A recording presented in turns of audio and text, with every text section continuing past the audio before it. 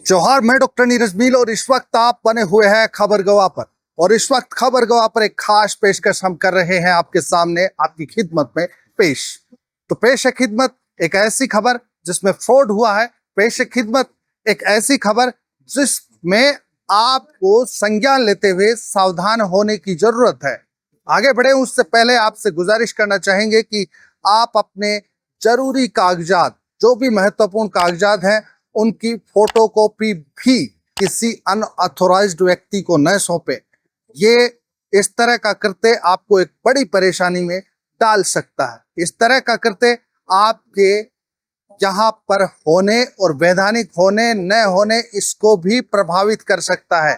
लिहाजा आप अगर विदेश जाना चाहते हैं, क्योंकि मामला विदेश से संबंधित है, विदेश में नौकरी से संबंधित है, और आज युवा बेरोजगार है और बेरोजगारी के चश्मे के अंदर कुछ भी दिखाई नहीं देता, इसलिए अगर आप किसी भी एजेंसी के साथ अपने को अटैच करते हैं तो सबसे पहले जरूरत है आप उस एजेंसी को पूरी तरह से परख लें और आप उस एजेंसी की पूरी जानकारी हासिल कर लें। उसके बाद आगे बढ़े। चलते हैं और आगे बढ़ते हैं, देखते हैं क्या कुछ मामला। मेरे पीछे आप देख रहे हैं ये लोग ठगी के शिकार हैं और फिलहाल परिवेदना लेकर आए हैं, अपनी वेदना लेकर आए हैं एसपी ऑफिस। और यहाँ पर ये लोग हैं, इनसे जानते हैं कि क्या इनके साथ हुआ है, हकीकत क्या है। आप में से किन किन के साथ हुई है, एक बार हाथ खड़ा करके बताओ।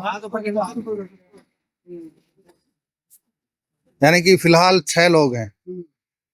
फिलहाल 6 लोग यहाँ पर हैं, इनसे हम बातचीत करते हैं। कुछ लोग इनके साथ आए हैं। सबसे पहले आपका नाम? मेरा नाम मोहम्मद इमरान है। इमरान साहब, क्या हुआ तफसील से आप बता दीजिए। तफसील से सर मैं ये बताना चाहूँगा, मेरा छोटा भाई जो कि विदेश जाने के नाम पर जब दिल्ली जाके पासपोर्ट लगा के आया था, और वहाँ पासपोर्ट देने के पश्चात कहाँ लगा? दिल्ली वधु विहार के अंदर पासपोर्ट लगा के आए थे। और वहाँ पासपोर्ट के साथ बिहार में क्या, किस नाम से, कोई एजेंसी का नाम क्या है? सत्यम नाम का कोई एजेंट है और क्लासिक इंटरनेशनल ऑफिस है जिसका HR है सत्यम दुबे। उससे बातचीत हुई। मेरे चाचा मोहम्मद जावेद, मेरे परिवार के 5-4 पासपोर्ट है, उनको सबको साथ में लेके गए वहाँ पासपोर्ट देने को। बीच में आपको इंटरप्ट करना चाहूंगा, उनके पास से जो सत्यम है या दुबे जी हैं जी, इनका आपसे जानकारी कैसे हुई? इनसे हमारी जानकारी व्हाट्सएप फेसबुक के थ्रू इनका कार्ड आया था। मेरे चाचा मोहम्मद जावेद से हुई थी संपर्क, और मेरा भाई मोहम्मद वसीम से भी हुई थी। तो इन्होंने कॉन्टेक्ट नंबर लेके बातचीत करके वहाँ पासपोर्ट लेके 10-12 लोग चले गए। पासपोर्ट देने के दौरान 30-30 हज़ार रुपये पासपोर्ट के साथ में दे दिए। उसके 10-15-20 दिन बाद में वीजा की कॉपी हमारे व्हाट्सएप पे आई। व्हाट्सएप पे आने के बाद में सर हमसे कहा गया कि ये लो आप वीज़ा चेक करवा लो, ओरिजिनल वीज़ा है इराक कासिम सिंह कंपनी का। वीज़ा चेक करवाए, फिर लोगों ने ठीक ही बताया। फिर हमने 45 हज़ार रुपये उसके अकाउंट में डाल दिए, जिसका हमारे पास सिविल विचलित है, सब डॉक्यूमेंट्स है हमारे पास। फिर उसने 20-25 दिन का गैप देके उन्होंने टिकट भेजी। टिकट भेजने के बाद में फिर 15-15 हज़ार रुपये और अकाउंट में डलवा लिए। अकाउंट में फिर हमें बुलवा लिया गया कि तुम्हारी 15 तारीख को टिकट है, सुबह मॉर्निंग में 5:30 बजे की। टिकट देखने जाने के पश्चात हमने तैयारी करके इनको घर से रवाना कर दिया। रवाना करने के पश्चात ये वहाँ टिकट पासपोर्ट लेने के लिए गए ना, तो वहाँ ऑफिस बंद मिली, ताले मिले, और वहीं का एक लोकल होमगार्ड था, वो बाहर आके इनको बोला कि वो तो 3-4 रोज पहले खाली करके चले गए यहाँ से। आप भी इसके शिकार हुए हैं? मेरा भाई जी, रोज आदमी आ रहे थे। क्या हुआ? हम गए थे वहाँ पर, जाकर छानबीन की तो उधर का होमगार्ड लोकल था, जो उन्होंने बताया कि भैया आप जैसे लोग बहुत आ चुके हैं यहाँ पर, उनके साथ भी धोखाधड़ी हुए हैं, जैसे आप फंस चुके हैं। तो हमें वहाँ जानकारी की, तो किसी पुलिस वाले से रब्ता किया, उसने कहा कि 112 पे कॉल कीजिए। अब हमने कॉल किया तो उन्होंने कहा लोकल थाने में जाइए, आप रिपोर्ट दर्ज करवाइए, बस यही हुआ। और वहाँ वाले बोले यहाँ से जोड़ के, और बाकी आपने राजस्थान से करवा सकते हैं आप। आप भी इसके शिकार हुए? हाँ जी, मोहम्मद जावेद नाम। तो मोहम्मद जावेद जी बता रहे हैं कि आपसे ही जानकारी हुई थी? हाँ जी, मेरे से नहीं, मेरे से फेसबुक पे जानकारी हुई थी। अच्छा। तो सब ने नंबर लिया, अपने अपने हिसाब से बात किया है, सब अपने अपने हिसाब से पेमेंट जमा करवाए, साथ में जाके पासपोर्ट जमा करवाए। पासपोर्ट जमा करवा दिया। पासपोर्ट जमा कराने के बाद में उसने वीजा दे दिया। वीजा देने के बाद में हमने उसको पेमेंट ऑनलाइन कर दिया। वो तो सारी चीजें ठीक है। आपकी फेसबुक पे जानकारी हुई तो किस तरह की जानकारी थी? बस वो कार्ड आया था सामने, कार्ड से हमने फोन पे बात की उससे, बस और कुछ नहीं। और कार्ड से फोन पे बात करने के बाद आपने यकीन कर, बस यकीन के लिए वो ऑफिस में बोला, ऑफिस में जाके नहीं आपने जब यकीन किया पैसे दिए उससे पहले कोई तस्दीक की है? कुछ भी नहीं की, कुछ भी नहीं की। ऑफिस गए हम, बस ऑफिस का एड्रेस दे दिया, ऑफिस गए, ऑफिस आके पासपोर्ट जमा कराए, बस वो रसीद भी दिए, पासपोर्ट जमा कराया अच्छा, उसकी। ये लोग बता रहे हैं कि वीजा आया था, तो वीजा ओरिजिनल था नहीं था, इसकी आपने कैसे तस्दीक की, कैसे परख की, कैसे इसका टेस्ट किया? हमने ट्रेवल्स पे जाके चेक किया और इराक की वेबसाइट पे भी चेक करवाया, ओरिजिनल वीजा है, और वो ओरिजिनल वीजा दिया, हमको तसल्ली हो गई। अब उसके बाद में क्या हुआ पता नहीं है। वो टिकट दिया, कंफर्म टिकट, वेटिंग टिकट दिया था, कंफर्म नहीं कराया था, वेटिंग टिकट दिया था, बोला आप 14 तारीख को आ जाना, 15 तारीख को आपका फ्लाइट है फजर में।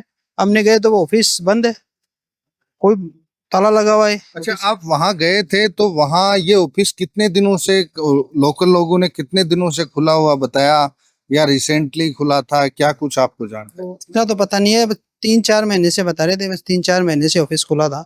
अच्छा, उससे पहले वहां नहीं? हमको पता नहीं था जी, आप वहां गए तो कितने लोग वहां पर आप जैसे ही आपको मिले? हम दाखिल हुए थे, 4-5 बंदे थे ऑफिस के अंदर, एक लेडीज थी और 4 मेन आदमी थे। उन्होंने रसीद भी दी हमें पासपोर्ट की, क्या आप रसीद ले लो, ये पासपोर्ट जमा करवा दो। आपकी कोई फोटो वगैरह, कोई वीडियो वगैरह आपके पास? नहीं, वीडियो वाडियो तो हमने बनाई नहीं थी, मैं एक्चुअली उधर ही कैमरा लगा हुआ था, हम लोगों ने यकीन कर लिया भाई कैमरा वगैरह लगे हुए हैं तो रिकॉर्ड तो होगा सारा, और लेकिन सारा सोर्स समेट के चले गए अपने आप।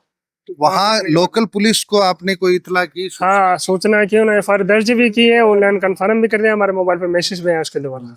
तो उसके बाद उस FIR में क्या हुआ, कोई प्रोग्रेस क्या? नहीं, वो प्रोग्रेस कुछ नहीं हुआ, उन्होंने कहा कि अभी जाएंगे तो चौकन्ना हो जाएगा, भाग जाएगा, उसको साइलेंट ही पकड़ेंगे हम लोग।